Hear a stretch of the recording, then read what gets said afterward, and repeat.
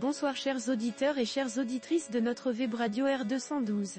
Abdelghany El Arras, en sa qualité d'expert invité, partage son avis et sa réflexion avec vous dans cet article intitulé Évolution du niveau de vie au Maroc, enjeux, inégalités et impact des lois de finances 2024 à 2025.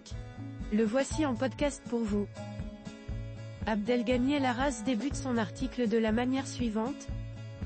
L'enquête du Haut-Commissariat au Plan (HCP) sur le niveau de vie des ménages pour la période 2022 à 2023 met en lumière des tendances importantes qui interrogent sur l'évolution des conditions socio-économiques des Marocains.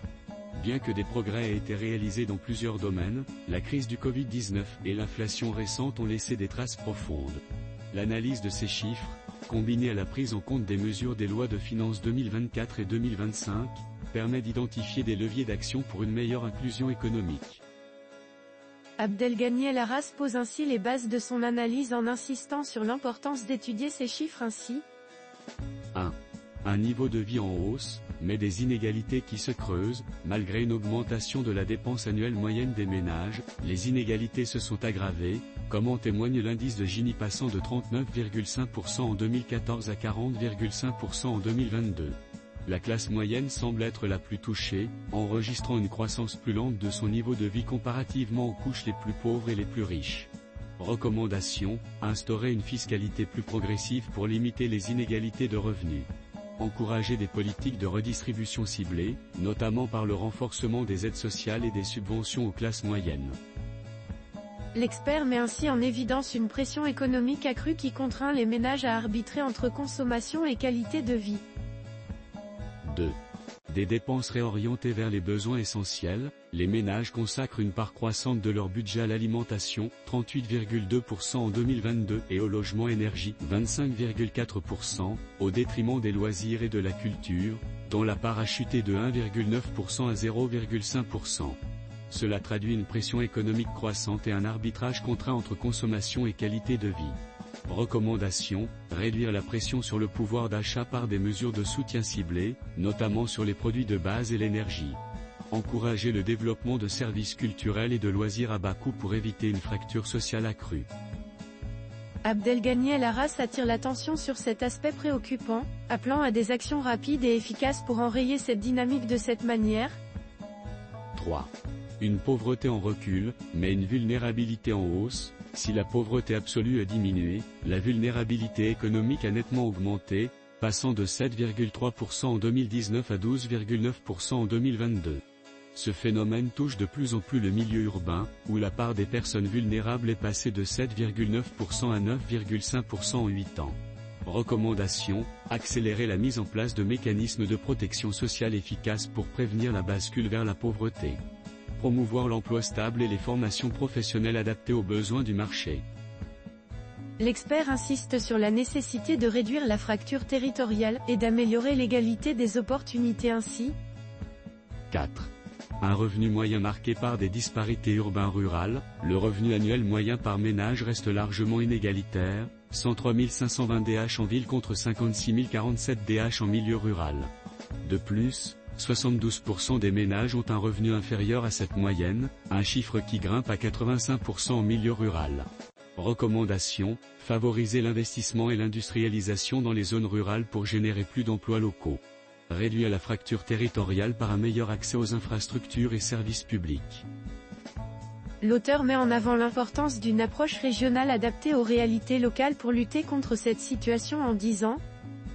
5.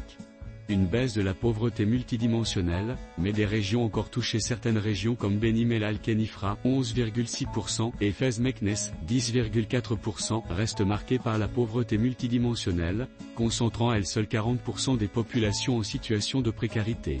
Recommandation, mettre en place des stratégies de développement régional adaptées aux spécificités locales. Renforcer l'accès à l'éducation et aux soins de santé pour réduire la pauvreté à long terme. Impact des lois de finances 2024 et 2025, il est essentiel de prendre en compte les mesures des lois de finances 2024 et 2025, pour avoir une vision complète de l'évolution du niveau de vie des ménages marocains. Ces mesures auront un impact positif sur le coût de la vie et le pouvoir d'achat. L'expert souligne que ces mesures auront un impact significatif sur le coût de la vie et le pouvoir d'achat des citoyens. Mesures de la loi de finances 2024, réduction de la TVA sur les médicaments et les produits alimentaires de première nécessité. Mesures de la loi de finances 2025, exonération d'impôt sur les revenus mensuels inférieurs à 6 000 DH. Cette mesure devrait bénéficier aux ménages à revenus modestes, augmentant ainsi leurs revenus. Un accord entre le gouvernement, les syndicats et le patronat a été signé ce lundi 29 avril 2024, dans le cadre du dialogue social. Principale mesure, une hausse de 10% du salaire minimum dans le secteur privé. Les fonctionnaires du secteur public bénéficient, eux, d'une revalorisation de 1000 dirhams, là encore en 2 tranches, de leur salaire. Abdelghany El Arras conclut son analyse en insistant sur la nécessité de politiques publiques adaptées, axées sur la justice sociale et la réduction des inégalités. En ces termes, ces augmentations salariales contribueront également à améliorer le pouvoir d'achat des ménages concernés. Augmentation de la déduction pour charges familiales, plus 38%, soit 500 DH/personne à charge. Révision du plafond des bons de repas des salariés de 30 DH à 40 DH/jour. Exonération de la TVA et des droits d'importation sur des produits essentiels comme la viande, le riz et l'huile pour stabiliser les prix. Soutien accru aux populations vulnérables, des aides sociales directes bénéficieront à 4 millions de familles, avec un budget de 37 milliards de dirhams en 2025, plus 2 milliards de dirhams par rapport à 2024. Les résultats de l'enquête du HCP montrent un Maroc en mutation, où les progrès réalisés en matière de niveau de vie s'accompagnent de nouvelles formes de vulnérabilité et d'inégalité. Face à ces défis, des politiques publiques adaptées, axées sur la justice sociale et la réduction des inégalités, ainsi que les mesures prises dans le cadre des lois de finances 2024 et 2025, s'imposent comme des priorités pour garantir un développement économique inclusif et durable. Chers auditeurs de la Web Radio R212, merci d'avoir été à l'écoute de ce podcast, et d'avoir partagé avec nous ce moment d'échange et de découverte. Votre présence et votre fidélité sont notre plus belle récompense. On se dit à très bientôt, si vous le voulez bien.